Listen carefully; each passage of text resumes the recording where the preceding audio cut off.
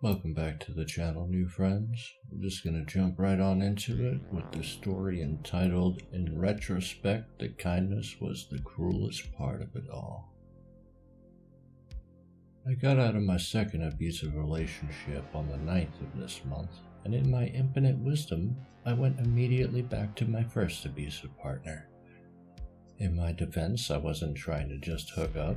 I just felt the need to confront her about things she'd done to me in the past, such as drugging me up so she could rape me while I was unconscious. There was a lot leading up to this decision, and I honestly thought I could handle it, if I was wise about it, if I was careful enough, which, in retrospect, was stupid, but I couldn't ignore the urge. So, I unblocked her last profile she'd made to stalk me and sent a message saying I wanted to talk.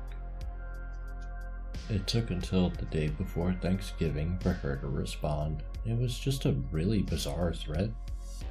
She started by front-loading everything with this rambling long list of lies, I think in an attempt to make me jealous. Stuff such as her kid's age, her relationship status, she was doing, her friends, supposedly her parents being dead, and much more stuff that bounced around like that from the mundane to the batshit crazy. At one point, she'd said she had been with her fiancé, who left her because she hit him, for 9 years now, to which there's an indiscrepancy there, considering she's only 22 years old, and we dated for 2 years. From 7 years ago up until 5 years ago. Hell, during this conversation, she changed what state she was currently living in 3 different times in the span of a dozen messages. Somehow, my stupidity, which was still fixated on confronting her, but when she tried to strong-arm me into getting coffee in between saying more wild stuff, I snapped out of my tunnel vision, realized my mistake, recognized she most definitely hadn't changed, and with more unread messages piling up, I blocked her again. It still kind of bothers me.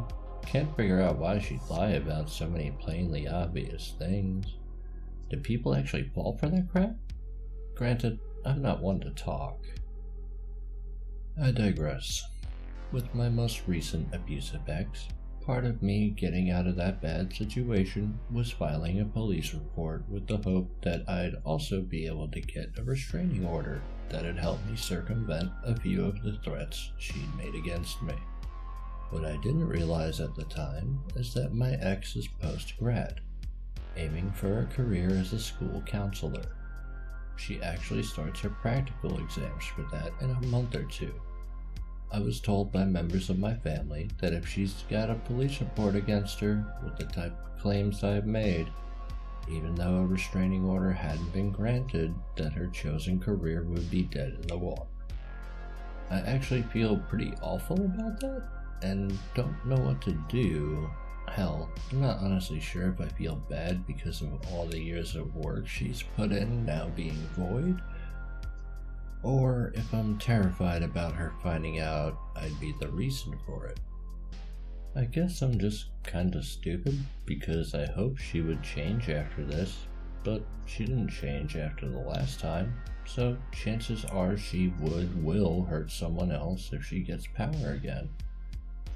I know it sounds really dumb, but I did and somewhat do genuinely feel bad for her, even though she is what she is. I just really struggled to believe she is evil, and I struggled to believe I'm good or just a victim, because I've done things in my life too. It doesn't help either that I see things in myself that remind me of her. Update 1. It's been about 3 weeks today, if I'm not mistaken, since I got away from my abusive ex. I don't really know how to explain this, but for a while now I felt nothing. Last thing I felt was a sharp panic when my restraining order was shot down. Since then I felt mostly detached.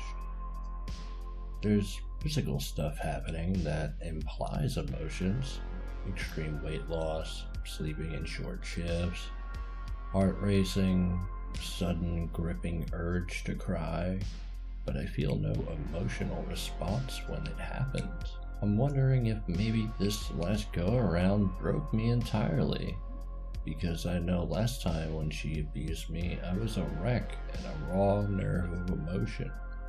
Even the first week after the breakup, it was a near constant state of that, but since the restraining order fell through, I've just been dissociated. When I got out of my first abusive relationship, I had a goal. I was still in high school at the time, so the goal was pretty simple: to grow up, get some help, and meet a new romantic partner whom I'd be the best partner in the world for. Marry them, grow old, etc.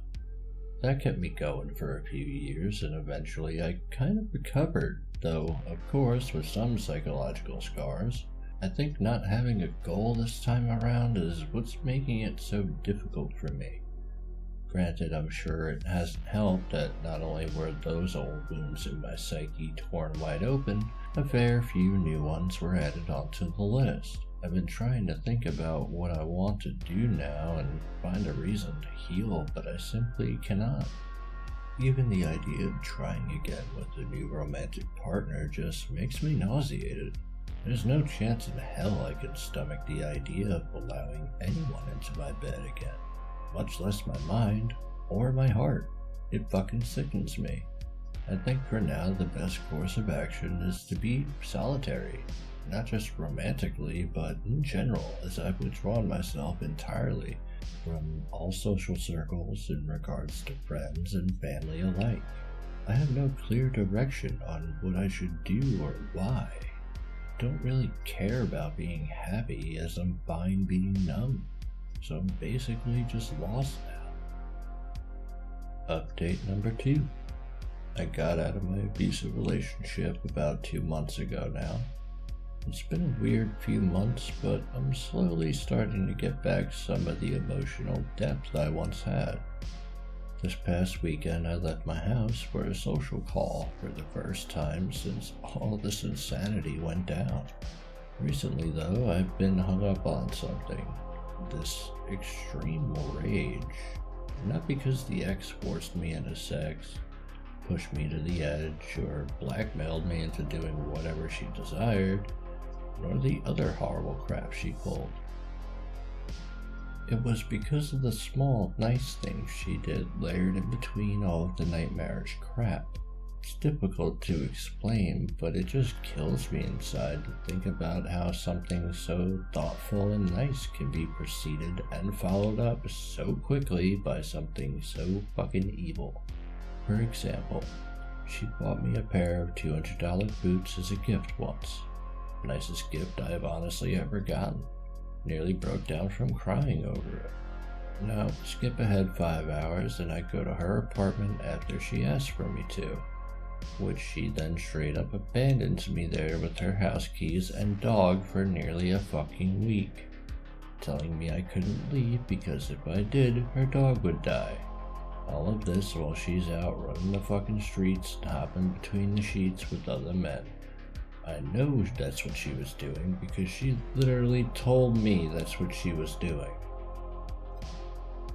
When she came home on the 6th day, before she even paid attention to the dog who began freaking out happily at the sight of her, she's calling me a miserable prick who can never be happy, that she never loved me, and then she Venmo'd me $75 for my pain and suffering before kicking me out of her apartment. I've got dozens of stories like that with her, and those are just the ones which really kill me, man. It's the cruelest thing she did to me, honestly. Those days or nights where she was the kindest, gentlest soul in my life. The way in which she told me she loved me couldn't be disputed because I 100% believed it and felt it. Sometimes I think about those times, but the true reality hits not long after, because after every one of those good memories, something else equally as bad happened. Worse still, though, is that now I know kindness is meaningless, and I can't let my guard down because there will be someone else, just like her, who will be kind 1 minute just to make the backhand hit that much harder. It has damaged me so thoroughly that when someone is kind, I freeze up in anxiety, waiting for the other shoe to drop, because it always has before, so why the fuck wouldn't it again? Sweet, sinful Sodom OP, that's a jacked up story. I imagine you're the guy they contract for voice acting work when they need someone to portray the wails and screams of dying and damned souls in the recent Doom games or some shit. Mick Gordon must have your ass on speed dial. No, but seriously, OP, you 100% need to get yourself into therapy, because the kind of damage these women have inflicted upon you isn't something you're just gonna brush off over time through sheer mass of your balls and sturdiness of your jaw. It's okay to reach out for help when you need it, even if it's to some random strangers on the internet. But at the end of the day, for this level of trauma, you should get yourself some professional help, man. That way you can get back to living a quote-unquote normal life sooner rather than later. It isn't fair to yourself and to those you actually care about who've been good to you that you isolate from the world and neglect those relationships. I wish I could say I'm a better person in that regard, but that's what I've been doing for the past 9 months or so. I've taken a couple really hard hits from life, and while I have kept moving forwards, even I have a breaking point. I'm an older guy who's been through some shit, and you're a younger fella who's probably been through his own serious pile of crap. But you don't have the coping mechanisms I developed. Please don't misunderstand me. I'm not comparing pain, nor am I saying mine is worse than yours or yours is lesser. What I'm saying is that we both experience traumatic things, and when you deal with such a thing, it is important to get the right level of help to handle it appropriately. Even if you don't feel like going to a doctor's appointment in person, there's plenty of shrinks these days who do online visits. There's plenty of support groups out there as well who do the same. I wish you the best, brother, I truly do. Now that my heartfelt rambling is over with, actually no, fuck that, let's go a little bit more. Seriously, OP, I'm going to throw some links to some resources in the description. And it's not just for the OP of the post, it's for anybody listening to this that thinks I need some help. I'll put some resources down in the description. But let me thank OP again for allowing me to tell your story. Really, it's stories like this is why I've been doing these on the channel, because it's so important for these stories to be told. But if y'all like today's story time, it's safe. Make sure to click those like and sub buttons to make this your safe place. And I'm gonna go rub my soul down with bleach now. Okay? Thanks. Bye.